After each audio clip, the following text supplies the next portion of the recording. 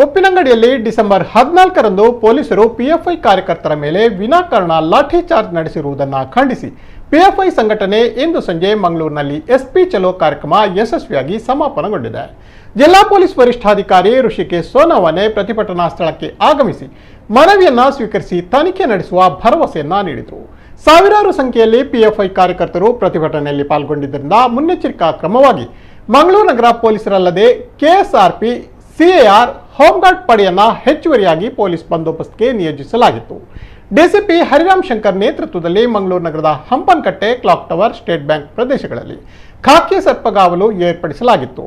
ನಗರ ಪ್ರವೇಶಿಸುವ ಆಯಕಟ್ಟಿನ ಸ್ಥಳಗಳಲ್ಲಿ ನಾಕಾಬಂದಿ ಏರ್ಪಡಿಸಲಾಗಿದ್ದು ಪೊಲೀಸ್ ಇಲಾಖೆ ಹದ್ದಿನ ಕಣ್ಣನ್ನ ಇಟ್ಟಿತ್ತು. ಮಂಗಳೂರು ನಗರದಲ್ಲಿ ಮೆರವಣಿಗೆಯನ್ನ ನಿಷೇಧಿಸಲಾಗಿತ್ತು. ಹಂಪನಕಟ್ಟೆ ಮತ್ತು ಸುತ್ತಮುತ್ತಲ ಪ್ರಮುಖ ಪ್ರದೇಶಗಳನ್ನು ಪೊಲೀಸರು ತಾತ್ಕಾಲಿಕವಾಗಿ ಮುಚ್ಚಿದ್ದರು.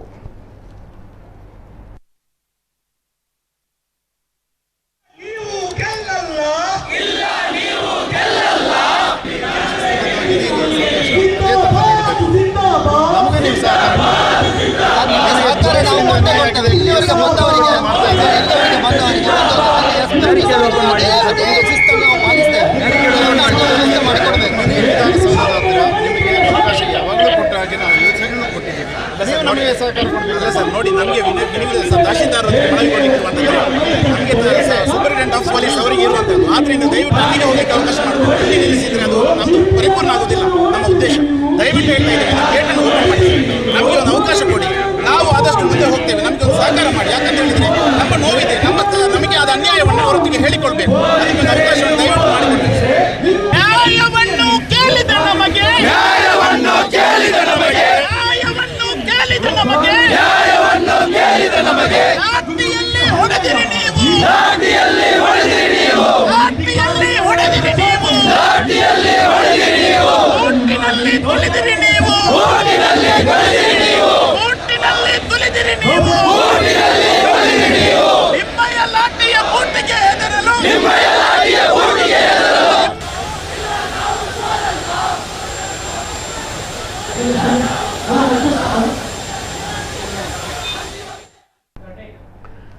ಇನ್ನು ಈ ಕುರಿತಂತೆ ಹೆಚ್ಚಿನ ಮಾಹಿತಿ ನೀಡ್ತಾರೆ ನನ್ನ ಸಹೋದ್ಯೋಗಿ ನಿತಿನ್ ಬಿಸಾಲ್ಯನ್ ಅವರು. ನಿತಿನ್ ಅವರೇ ನಮಸ್ತೆ. ನಮಸ್ತೆ ಚಂದ್ರ ಅವರೇ. ಉಪ್ಪಿನಂಗಡಿಯಲ್ಲಿ ಡಿಸೆಂಬರ್ 14ರಂದು ಪೊಲೀಸರು ಪಿಎಫ್ಐ ಕಾರ್ಯಕರ್ತರ ಮೇಲೆ ವಿನಾಕಾರಣ ಲಾಠಿ ಚಾರ್ಜ್ ಮಾಡಿದ್ದಾರೆ ಅಂತ ಖಂಡಿಸಿ ಇವತ್ತೊಂದು ಉಗ್ರ ಪ್ರತಿಭಟನೆಯನ್ನ ಕಾರ್ಯಕರ್ತರು ಇವತ್ತು ನಡೆಸಿರುವಂತದ್ದು. ಈ ಕುರಿತಂತೆ ಹೆಚ್ಚಿನ ಮಾಹಿತಿ ಏನಿದೆ ನಿತಿನ್? ಹೌದು, ಸದ್ಯ ಮಂಗಳೂರು ಕರಾವಳಿ ಭಾಗ ಬಹಳ ಚರ್ಚೆಯಲ್ಲಿದ್ದಂತಹ ಈ ಒಂದು ವಿಚಾರ, ಈ ಒಂದು ಪ್ರತಿಭಟನೆ PFI popular front of India ಜೊತೆಗೆ ಎಸ್ಡಿಪಿಐ ಕಡೆಯಿಂದ ಆಯೋಜಿಸಿದ್ದಂತಹ ಒಂದು ಎಸ್ಪಿ ಚಲೋ ಅನ್ನುವಂತಹ ಒಂದು ಜಾಥಾ ಏನಿತ್ತು, ಈ ಜಾಥಾ ಮೊದಲದಾಗಿ ಹೇಳ್ಬೇಕಂತ ಹೇಳಿದ್ರೆ ಶಾಂತವಾಗಿ ಯಶಸ್ವಿಯಾಗಿದೆ ಅನ್ನುವಂಥದ್ದು ನಾನು ಮೇಲ್ನೋಟಕ್ಕೆ ಮೊದಲದಾಗಿ ಹೇಳಬೇಕಾಗುತ್ತೆ. ಕಾರಣ ಈ ಒಂದು ವಿಚಾರ ಬೇರೆ ಬೇರೆ ಆಯಾಮಗಳನ್ನ ಪಡೆದುಕೊಂಡಿತ್ತು. ಯಾಕಂದ್ರೆ ಉಪ್ಪಿನಂಗಡಿಯಲ್ಲಿ ಡಿಸೆಂಬರ್ 14ರಂದು ಪೊಲೀಸರು ಮತ್ತು ಪಿಎಫ್ಐ ಕಾರ್ಯಕರ್ತರ ಮೇಲೆ ಲಾಠಿ ಚಾರ್ಜ್ ಮಾಡಿದ್ರು. ವಿನಾಕಾರಣ ಸುಖ ಸುಮ್ಮನೆ ನಮ್ಮ ಮೇಲೆ ಲಾಠಿ ಚಾರ್ಜ್ ಮಾಡಿದ್ರು ಅಂತ ಹೇಳಿ ಪಿಎಫ್ಐನವರು ಈ ಹಿಂದಿನಿಂದಲೇ ಮುಂದೆಯಿಂದ ಹೇಳ್ತಾ ಇದ್ರು, ನಾವು ಬೃಹತ್ ಪ್ರತಿಭಟನೆಯನ್ನ ಮಾಡ್ತೇವೆ, ಎಸ್ಪಿ ಕಚೇರಿಗೆ ಮುತ್ತಿಗೆಯನ್ನ ಹಾಕ್ತೇವೆ ಅನ್ನುವಂಥದ್ದು. ನಮ್ಮ ಕಾರ್ಯಕರ್ತರ ಮೇಲೆ ವಿನಾಕಾರಣ ಲಾಠಿ ಚಾರ್ಜ್ ಮಾಡಿದ್ದಾರೆ. 40ಕ್ಕೂ ಹೆಚ್ಚು ಜನರು ಆಸ್ಪತ್ರೆಗೆ ದಾಖಲಾಗಿದ್ದಾರೆ. ನಮ್ಮ ಮೇಲೆ ಸುಳ್ಳು ಮೊಕದ್ದಮೆಗಳನ್ನ ಹಾಕಲಾಗಿದೆ. ಇಂತಹ ಹಲವಾರು ಆರೋಪಗಳು ನಮ್ಮ ಮೇಲೆ ಮಾಡಿದ್ದಾರೆ. ಹಾಗಾಗಿ ನಮ್ಗಳಿಗೆ ನ್ಯಾಯ ಸಿಗ್ಬೇಕು ಅನ್ನುವಂತಹ ನಿಟ್ಟಿನಲ್ಲಿ ಎಸ್ಪಿ ಚಲೋವನ್ನ ಆಯೋಜಿಸಿದ್ರು. ಈ ಎಸ್ಪಿ ಚಲೋ ನಡೆದಾಗ ಬೇರೆ ಬೇರೆ ಆಯಾಮಗಳು ನಡೆದಿತ್ತು. ಸಾಮಾಜಿಕ ಜಾಲತಾಣಗಳು ಅಂತ ಬಂದಾಗ ಬೇರೆ ಬೇರೆ ಆಯಾಮಗಳೆಲ್ಲದು ಹೋಗುತ್ತೆ. ಇದನ್ನೆಲ್ಲ ಮೆಟ್ಟಿ ನಿಂತು ನಮ್ಮ ಪೊಲೀಸ್ ಇಲಾಖೆ, ನಮ್ಮ ಮಂಗಳೂರಿನ ಪೊಲೀಸ್ ಇಲಾಖೆ ಏನಿದೆ, ಈ ಒಂದು ಚಲೋ ಅನ್ನುವಂಥದ್ದು ಏನಿದೆ, ಜಾಥಾ ಅನ್ನುವಂಥದ್ದು ಏನಿದೆ, ಇದನ್ನ ಯಶಸ್ವಿಯಾಗಿ ನಿಭಾಯಿಸಿದೆ. ಜೊತೆಗೆ ಪಿಎಫ್ಐ ಜೊತೆಗೆ ಎಸ್ಡಿಪಿಐ ಸಂಘಟನೆಗಳು ಕೂಡ ಇದನ್ನ ಶಾಂತಿಯುತವಾಗಿ ತೆಗೆದುಕೊಂಡು ಈ ಜಾಥಾವನ್ನ ಒಂದು ಶಾಂತಿಯುತವಾಗಿ ಸದ್ಯದ ಪರಿಸ್ಥಿತಿಗೆ ಮುಗಿಸಿದೆ ಅನ್ನೋದು ಹೇಳ್ಬಹುದು. ಕಾರಣ ಈ ಒಂದು ಜಾಥಾ ನಡೆಯುತ್ತೆ ಅಂತ ಬಂದಾಗ ಸರ್ಪಗಾವಲು ಅಂದ್ರೆ ಖಾಕಿ ಸರ್ಪಗಾವಲು ಇವತ್ತಿನ ದಿನ ನಮ್ಮ ಮಂಗಳೂರು ನಗರದ ವಿವಿಧ ಭಾಗಗಳಲ್ಲಿ, ಕೇವಲ ಹಂಪನಕಟ್ಟೆ ಅಥವಾ ಕ್ಲಾಕ್ ಟವರ್ ಈ ಭಾಗಗಳು ಮಾತ್ರ ಅಲ್ಲ, ಮಂಗಳೂರಿನ ವಿವಿಧ ಭಾಗಗಳಲ್ಲೂ ಕೂಡ, ನಗರಗಳಲ್ಲಿ ವಿವಿಧ ಭಾಗಗಳಲ್ಲೂ ಕೂಡ ಪೊಲೀಸ್ನವರು ಅಲ್ಲಲ್ಲಿ ಕಾಣ್ಲಿಕ್ಕೆ ಸಿಗ್ತಾ ಇದ್ರು. ಜೊತೆಗೆ ಖಾಕಿ ಸರ್ಪಗಾವಲು ಇತ್ತು. ಯಾಕಂದ್ರೆ ಏನಾಗುತ್ತೋ ಏನೋ ಅನ್ನುವಂಥದ್ದು, ಬೇರೆ ವಿಚಾರಕ್ಕೆ ಬೇರೆ ಆಯಾಮ ಪಡೆದುಕೊಳ್ಳುತ್ತಾ ಅನ್ನುವಂತಹ ವಿಚಾರಗಳಲ್ಲಿ ಪೊಲೀಸರು ಇದನ್ನ ತುಂಬಾ ಅದ್ಭುತವಾಗಿ ನಿಭಾವಣೆ ಮಾಡಿದ್ದನ್ನಂತೂ ನಾವು ಮೇಲ್ನೋಟಕ್ಕೆ ನೋಡಬಹುದು. ಯಾಕಂದ್ರೆ ಇಲ್ಲಿ ಗಮನಿಸಬೇಕಾಗಿ ಈಗ ಇಲ್ಲಿ ಪೊಲೀಸರು ಈ ಒಂದು ಇವರ ಪ್ರತಿಭಟನೆ ಏನಿದೆ ಇದನ್ನೊಂದು ಅದ್ಭುತವಾಗಿ ನಿಭಾಯಿಸ್ತಾರೆ. ಅದಕ್ಕೆ ನಾವು ಅವರಿಗೆ ಮೊದಲಾಗಿ ಶ್ಲಾಘನೆಯನ್ನು ಒಂದು ಕಡೆಯಿಂದ ಸಲ್ಲಿಸಬೇಕು. ಇನ್ನೊಂದು ಕಡೆ ಗಮನಿಸುವುದಾದ್ರೆ ಪ್ರಮುಖವಾಗಿ ಈ SDPI ಇರ್ಬೋದು ಅಥವಾ PFI ಕಾರ್ಯಕರ್ತರ ಬೇಡಿಕೆ ಏನಿದೆ, ಇವತ್ತು ಏನ್ ಬೇಡಿಕೆ ಅವರು ಮುಂದಿಟ್ಟಿದ್ರು ಅನ್ನೋದು. ಓಕೆ, ಈ ಬೇಡಿಕೆಗಳ ಬಗ್ಗೆ ಹೇಳ್ಬೇಕಂದ್ರೆ ಮೊದಲಿಂದ ಅವರು ಹೇಳ್ತಾ ಇರುವಂತದ್ದು, ನಮ್ಗಳ ಮೇಲೆ ಸುಳ್ಳು ಮೊಕದ್ದಮೆಗಳನ್ನ, ನಮ್ಮ ಕಾರ್ಯಕರ್ತರ ಮೇಲೆ ಸುಳ್ಳು ಮೊಕದ್ದಮೆಗಳನ್ನ ಹಾಕಲಾಗಿದೆ. ಹಾಗಾಗಿ ತಾವುಗಳು ಪ್ರಥಮವಾಗಿ ಅವರು ಹೇಳಿರುವಂತಂದ್ರೆ ಇಲ್ಲಿ ಗಮನಿಸಬೇಕಾಗಿರುವಂತ ಅಂಶ, ಇವತ್ತು PFI SDPI ನ ಕಾರ್ಯಕರ್ತರು ಸಾವಿರಾರು ಕಾರ್ಯಕರ್ತರು ಸಂಖ್ಯೆಯಲ್ಲಿ ಸೇರಿದ್ರು. ಅಂದ್ರೆ ಒಂದು ಸಾವಿರಾರು ಜನರು ಸಾಗರೋಪಾದಿಯಲ್ಲಿ ಅಲ್ಲಿ ಬಂದಿದ್ರು.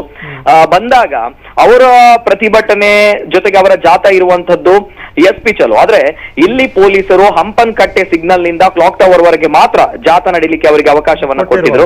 ಮುಂದೆ ಪೊಲೀಸರು ಹೋಗದಂತೆ ತಡೆದ್ರು. ಆ ಸಂದರ್ಭ ಪೊಲೀಸರು ಮತ್ತು ಸಾವಿರಾರು PFI ಕಾರ್ಯಕರ್ತರ ನಡುವೆ ಸ್ವಲ್ಪ ವಾಗ್ವಾದ ಕೂಡ ನಡೆಯಿತು, ಮಾತಿನ ಚಕಮಕಿ ಕೂಡ ನಡೆಯಿತು.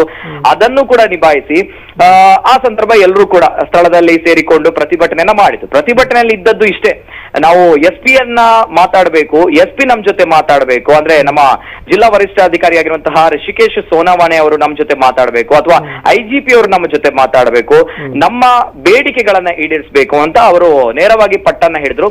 ತದನಂತರ SP ಅವರು ಬಂದ್ರು ಸ್ಥಳಕ್ಕೆ. SP ಅವರು ಸ್ಥಳಕ್ಕೆ ಬಂದಾಗ ಅವರ ಬೇಡಿಕೆಗಳನ್ನ ಇಟ್ಟಿದ್ದಾರೆ. ಏನಂತ ಹೇಳಿದ್ರೆ, ಮೊನ್ನೆ ನಡೆದಂತಹ ಹಿಂಸಾಚಾರದಲ್ಲಿ, ಉಪ್ಪಿನಂಗಡಿಯಲ್ಲಿ ನಡೆದಂತಹ ಹಿಂಸಾಚಾರದಲ್ಲಿ 40 ಜನ ಕಾರ್ಯಕರ್ತರು ಗಾಯಗೊಂಡಿದ್ದಾರೆ. ಆ 40 ಜನ ಗಾಯಗೊಂಡಿದ್ದಾರೆ ಅಂತ ಬಂದಾಗ ಅವರ ಚಿಕಿತ್ಸೆಯನ್ನ ಸರ್ಕಾರವೇ ಭರಿಸಬೇಕು ಅನ್ನುವಂತಹ ವಿಚಾರವನ್ನ ಮುಂದೆ ಇಟ್ಟಿದ್ದಾರೆ. ಜೊತೆಗೆ ಪೊಲೀಸ್ ಅಧಿಕಾರಿ ಮತ್ತು ಸಿಬ್ಬಂದಿಗಳು ಅವರನ್ನ ಅಮಾನತು ಮಾಡಬೇಕು. ಯಾರು ಈ ಕಾರ್ಯಕರ್ತರ ಮೇಲೆ ಕಾರ್ಯಕರ್ತರನ್ನ ಹಲ್ಲೆಗೊಳಿಸಿದ್ದಾರೆ, ಅಂತಹ ಬೇಜವಾಬ್ದಾರಿ ತೋರಿದಂತಹ ಸಿಬ್ಬಂದಿಗಳನ್ನ ಅಮಾನತುಗೊಳಿಸಬೇಕು ಅನ್ನುವಂತಹ ವಿಚಾರವನ್ನ ಮುಂದಿಟ್ಟಿದ್ದಾರೆ. ಜೊತೆಗೆ PFI ಕಾರ್ಯಕರ್ತರ ಮೇಲೆ ಸುಳ್ಳು ಮೊಕದ್ದಮೆಗಳನ್ನ ಹಾಕಲಾಗಿದೆ, ಆ ಸುಳ್ಳು ಮೊಕದ್ದಮೆಗಳನ್ನ ಹಿಂಪಡೆಯಬೇಕು ಅನ್ನುವಂತಹ ಬೇಡಿಕೆಗಳನ್ನ ಇಟ್ಟಿದ್ದಾರೆ. ಜೊತೆಗೆ ಮಾಧ್ಯಮಗಳು ಈ ಸುದ್ದಿಗಳು ಬಿತ್ತರ ಮಾಡಿದಾಗ, ಕೆಲವು ಮಾಧ್ಯಮಗಳು ಬೇರೆ ಬೇರೆ ರೀತಿಯಾಗಿ ಸುದ್ದಿಗಳನ್ನ ಬಿತ್ತರ ಮಾಡಿತ್ತು. ಅದು ನಮ್ಗಳಿಗೆ ತುಂಬಾನೇ ಬೇಸರ ತಂದಿದೆ. ಮಾಧ್ಯಮಗಳು ಜೊತೆಗೆ ಪೊಲೀಸ್ ಪ್ರಕಟಣೆಯಲ್ಲೂ ಕೂಡ ಸುಳ್ಳು ವಿಚಾರಗಳನ್ನ ಪ್ರಸ್ತಾಪ ಮಾಡಲಾಗಿದೆ. ಅದನ್ನು ಕೂಡ ಹಿಂಪಡೆಯಬೇಕು. ಆ ಸುಳ್ಳು ಆರೋಪದ ಸತ್ಯಾಸತ್ಯತೆ ಏನು ಅನ್ನುವಂಥದ್ದು ಮುಂದಕ್ಕೆ ತಿಳಿಸಬೇಕು ಅನ್ನುವಂಥದ್ದು ಬೇಡಿಕೆಯನ್ನ ಇಟ್ಟಿದ್ದಾರೆ. ಜೊತೆಗೆ ಅವರು ಹೇಳಿರುವಂತದ್ದು ಅಷ್ಟೇ, ಜಿಲ್ಲಾ ಪೊಲೀಸ್ ವರಿಷ್ಠಾಧಿಕಾರಿ ಅವರ ಜೊತೆ ಮನವಿ ಸಲ್ಲಿಸಬೇಕು ಅಂತ ಬಂದಾಗ ಜಿಲ್ಲಾ ಪೊಲೀಸ್ ವರಿಷ್ಠಾಧಿಕಾರಿ ಸ್ಥಳಕ್ಕೆ ಬರಲೇಬೇಕು ಅಂತ ಪಟ್ಟು ಹೇಳಿದ್ರು.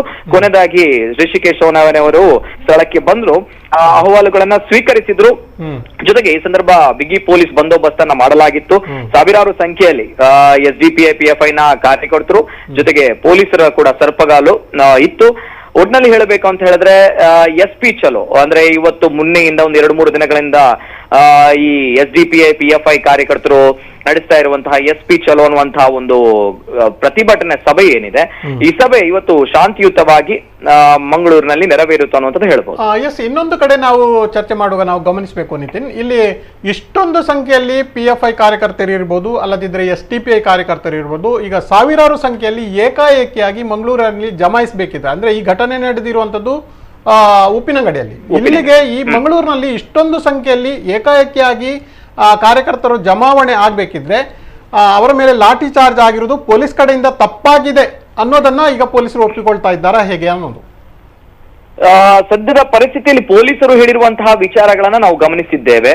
ನಮ್ಗಳ ಮೇಲೆ ಹಲ್ಲೆಯನ್ನ ಮಾಡಲಾಗಿತ್ತು, ಸೋಡಾ ಬಾಟಲ್ ಇಂದ ಹಲ್ಲೆ ಮಾಡಲಾಗಿತ್ತು ಅನ್ನುವಂತಹ ಒಂದು ವಿಚಾರ ಒಂದ್ ಕಡೆ ಆದ್ರೆ, ಇನ್ನೊಂದ್ ಕಡೆ ನಿನ್ನೆ 10 ಜನರ ಬಂಧನವಾಗಿತ್ತು, FIR ಕೂಡ ಆಗಿರುವಂತದ್ದು.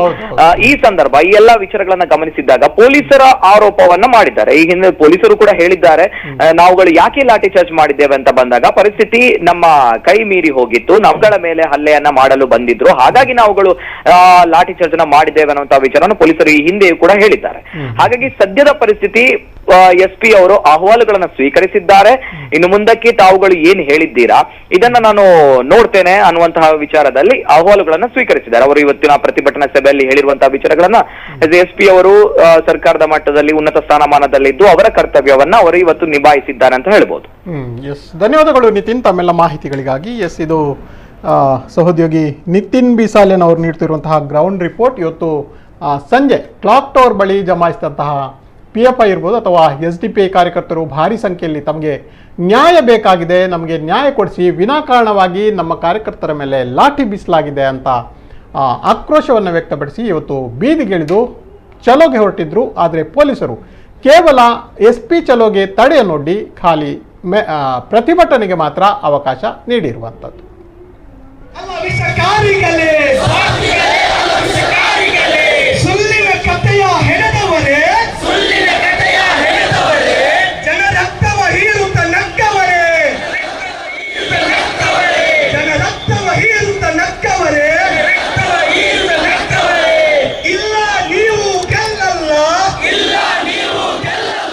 ಅನ್ಯಾಯದ ಬಂಧನದ ವಿರುದ್ಧ ನಾವು ಮನೆಯಲ್ಲಿ ಮಲಗಬೇಕು ಅಂತ ಹೇಳಿ ಈ ಸೋಕಾಲ್ಡ್ ಸಲಹೆ ನೀಡುವವರು ಹೇಳ್ತಾ ಇದ್ದೀರಾ. ಖಂಡಿತವಾಗಿಯೂ ಕೂಡ ಪಾಪ್ಯುಲರ್ ಫ್ರಂಟ್ಗೆ ಅದಕ್ಕೆ ಮನಸ್ಸಿಲ್ಲ ಅಂತ ಹೇಳುವಂತದ್ದನ್ನು ಸ್ಪಷ್ಟಪಡಿಸಲಿಕ್ಕೆ ಇಷ್ಟಪಡ್ತಾ ಇದ್ದೇನೆ. ಇಲ್ಲಿ ನ್ಯಾಯವನ್ನ ಯಾರು ಕೂಡ ತಮ್ಮ ಕೈಗೆ ತಟ್ಟೆಯಲ್ಲಿ ತಂದು ಕೊಡುತ್ತಾರೆ ಅಂತೇಳಿ ನೀವು ಭಾವಿಸಬೇಡಿ. ನಮ್ಮ ದೇಶದ ಅನ್ನದಾತ ರೈತರು ಅವರಿಗೆ ನ್ಯಾಯವನ್ನ ದೊರಕಿಸಿಕೊಡಬೇಕಾದ್ರೆ 1 ವರ್ಷ ಈ ರೀತಿಯಲ್ಲಿ ಬೀದಿಯಲ್ಲಿ ಕುಳಿತುಕೊಂಡಿದ್ದಾರೆ. ನಮ್ಮಲ್ಲಿ ಇವತ್ತು ನೀವು ಸಂಜೆ ಆಗುವಾಗ ಹೋಗಬೇಕಿತ್ತು ಮನೆಗೆ ಅಂತೇಳಿ ಹೇಳುವ ಸಲಹೆಯನ್ನ ಕೊಡುವರ ಹತ್ರ ನಾನು ಕೇಳ್ತಾ ಇದ್ದೇನೆ. ಅನ್ನದಾತ ರೈತರು 1 ವರ್ಷ ಬೀದಿಯಲ್ಲಿ ಕುಳಿತು ತಮ್ಮ 700 ಅಮೂಲ್ಯ ಜೀವಗಳನ್ನ ಬಲಿದಾನ ಮಾಡಿದ ನಂತರ ಆಗಿರ್ತದೆ ಅವರಿಗೆ ಜಯ ಸಿಕ್ಕಿತು ಅಂತ ಹೇಳುವಂತದ್ದನ್ನು ನೀವು ಅರ್ಥ ಮಾಡಿಕೊಳ್ಬೇಕಾಗಿದೆ. ಆದ್ರಿಂದ ಈ ರೀತಿಯ ಪುಕ್ಕಟ ಸಲಹೆಗಳು ಅದು ನಮಗೆ ಅಗತ್ಯ ಇಲ್ಲ. ನಮ್ಮ ಬಗ್ಗೆ ನೀವು ಅನುಕಂಪ ಪಡುವ ಅಗತ್ಯವೂ ಕೂಡ ಇಲ್ಲ ಅಂತ ಹೇಳುವಂತದ್ದನ್ನು ಕೂಡ ನಾನು ಈ ಸಂದರ್ಭದಲ್ಲಿ ನಿಮಗೆ ತಿಳಿಸಲಿಕ್ಕೆ ಇಚ್ಛೆ ಪಡ್ತಾ ಇದ್ದೆ.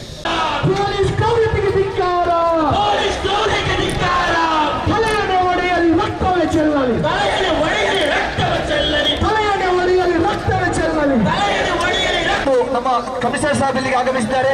ಅವರು ಈ ಒಂದು ಪ್ರತಿಭಟನೆ ಉದ್ದೇಶಿಸಿ ಮಾತುಗಳನ್ನು ಕೂಡ ಆಡಲಿಕ್ಕಿದ್ದಾರೆ. ದಯವಿಟ್ಟು ಎಲ್ಲರೂ ಶಾಂತಿಯುತವಾಗಿ ವರ್ತಿಸಿ ಮೌನವಾಗಿ ಇದ್ದುಕೊಂಡು ನಮ್ಮೊಂದಿಗೆ ಸಹಕರಿಸಬೇಕಾಗಿ ಕೇಳಿಕೊಳ್ತಾ ಇದ್ದೇವೆ.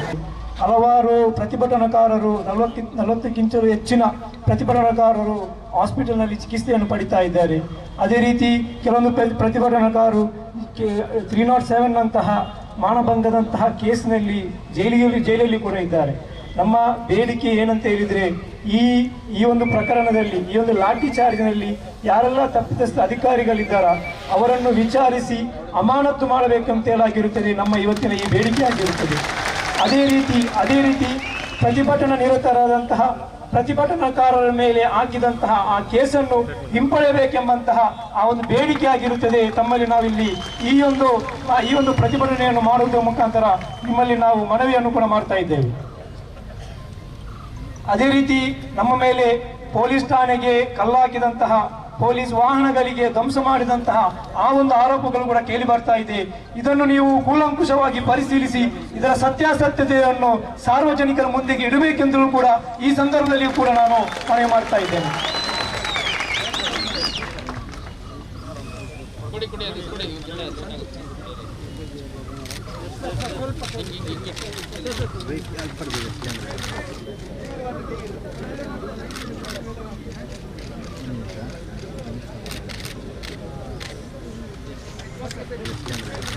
ನಿಮ್ಮ ಅಹವಾಲುವನ್ನು ಕೇಳಿದ್ದೀನಿ. ಈಗ ನಿಮ್ಮ ಮುಖಂಡರು ಕೊಟ್ಟಂಗೆ ಇದರಲ್ಲಿ ಏನೇನೋ ಅಂಶಗಳನ್ನು ನಮೂದು ಮಾಡಿದ್ದಾರೆ ಅಥವಾ ಅವರು ಏನು ಹೇಳಿದ್ದಾರೆ ಅದೆಲ್ಲ ಅಂಶಗಳನ್ನು ನಾವು ಪರಿಶೀಲಿಸ್ತೀವಿ. ಈಗಾಗಲೇ ನಮ್ಮಲ್ಲಿ 3 FIR ದಾಖಲಾಗಿದ್ದೇವೆ. ಅದಕ್ಕೆ ಕಾನೂನು ಪ್ರಕಾರ ತನಿಖೆ ಆಗುತ್ತೆ. ಸೊ ನಾವು ಏನು ನೀವು ಪಾಯಿಂಟ್ಸ್ ರೇಸ್ ಮಾಡಿದ್ದೀರಿ ಅದು ಎಲ್ಲ ಪಾಯಿಂಟ್ಸನ್ನು ನಾವು ಕರೆಕ್ಟಾಗಿ ತನಿಖೆ ನಡೆಸ್ತೀವಿ ಅಷ್ಟೇ. Thank you.